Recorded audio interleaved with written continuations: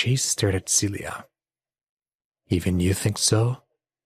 She gritted her teeth and turned her face away. Tom was also looking at Chase suspiciously. I say, sir, you're saying that Ken really did give you these rings? Chase took a deep breath and slowly nodded. Tom was clearly calmer than the others, but even he felt that there was something fishy going on. He didn't entirely trust this Chase fellow. Ken Vaughan and I know each other, so he'll tell me the truth if I ask. If you're lying, it'll be exposed. Chase shrugged indifferently. He'll tell the truth. He hoped that Tom could prove his pair of rings really was a gift from Ken, because nobody would believe him otherwise. Cicely couldn't let go so easily.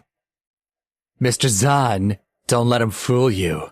This guy might be part of the Samson family by marriage, but and everyone knows it. He spends his days loafing around. How could he possibly know Ken? At this moment, a man's voice suddenly sounded from the entrance of the room. Excuse me, is Mr. Rothman here? Chase turned his head to look and immediately laughed. The person who interrupted them was none other than Gerald, Ken's chauffeur. Chase remembered that Ken himself was talking business with clients in the next room over. Who are you? Why are you looking for Chase? Cicely asked suspiciously. I'm here. Chase greeted Gerald. What a relief. I thought I was in the wrong room. I said you were here and Mr. Vaughan wanted to come over, but he's a bit... So he's asked me to come and say hello. Gerald explained. Chase shook his head and laughed. Well, tell him I said hello too. Chad laughed. Mr. Rothman, Mr. Vaughan. His acting's pretty good. Chase, is this an actor you've hired?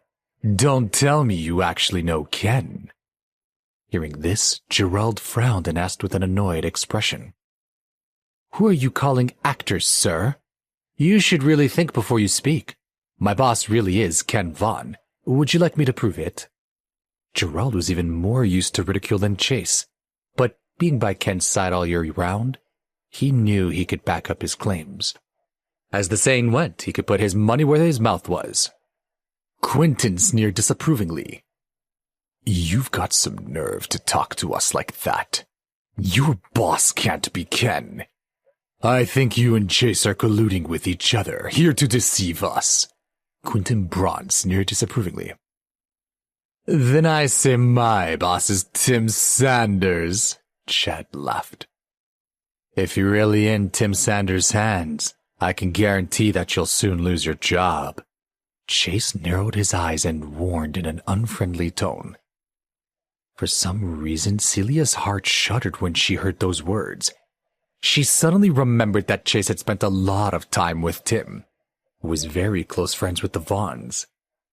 If Chase could hang out with Tim, it wasn't impossible for him to have met Ken. A surge of hope suddenly ignited in her heart. She hoped that Chad and everyone else were wrong about Chase. Chad wanted to laugh. Listen to what he's saying. He actually... But before he could finish, he was cut off by Tom. Shut up. Everyone in the audience looked at the collector in shock. Tom walked in front of Gerald and probed him with his question. I've seen you before. You're Mr. Vaughan's driver, right? Gerald was stunned for a moment. He hardly remembered who Tom was. That's right. Weren't you the collector who helped him appraise the pair of jade rings a while ago? That's right. Tom couldn't help but let out a long sigh of relief. It was all a misunderstanding. Chase really does know Ken. Luckily, he had been smart and didn't believe the hot air Chad and the others were blowing. Hearing this, Chad was even more shocked. Tom, are you sure you aren't mistaken? Is he really Mr. Vaughan's driver? Jean and the others looked at each other in dismay. They didn't know if they should be angry or overjoyed. The rings were real and very, very valuable. Gerald retorted. Man, really? Do you need to go next door and get my boss over here so you could believe me? He'd been by Ken's side all year round, so he was naturally very quick-witted. He also could see the antagonistic relationship between Chase and these people, and decided to side with Chase. Tom's heart jumped. Is Ken next door? Can you double-check to make sure these pair of rings really was a gift to this man? Gerald nodded and confirmed without hesitation when he saw the jade rings. Yes, a gift to him. I was the one who got them from the car. Chase's disappointed gaze swept across Jean and the others one by one, finally landing on Celia. Now the truth is out. Celia felt her heart tighten as guilt overcame her. His gaze made her feel incredibly uncomfortable. You all have your answer, he asked slowly. Are you satisfied? Celia felt her mouth become dry as she didn't know what to say. In the end, she only could speak with an apologetic tone. Chase, I'm sorry. Everyone in the Samson family looks down on me, but you're part of my family, the Rothmans now. Chase reminded her. Celia's delicate body trembled when she heard that. The distance between her and Chase was growing further and further. It was now so far that she felt like he was out of reach.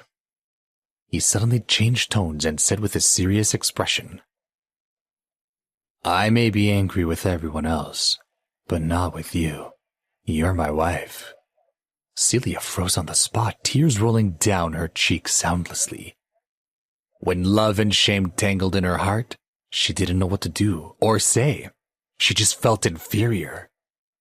Gerald looked at the silent crowd and asked Chase respectfully, Mr. Rothman, it looked like I came by just at the right time.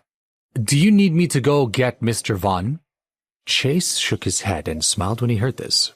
No, there's no need to disturb him with this matter. And anyway, you said he too much, so let's not make any more of a scene. Since he had already proven his innocence, he didn't want to involve Ken, lest he expose their business deals in front of everyone else. Gerald nodded once again. All right then, if there's nothing else, I'll get out of your hair. Goodbye, Mr. Rothman.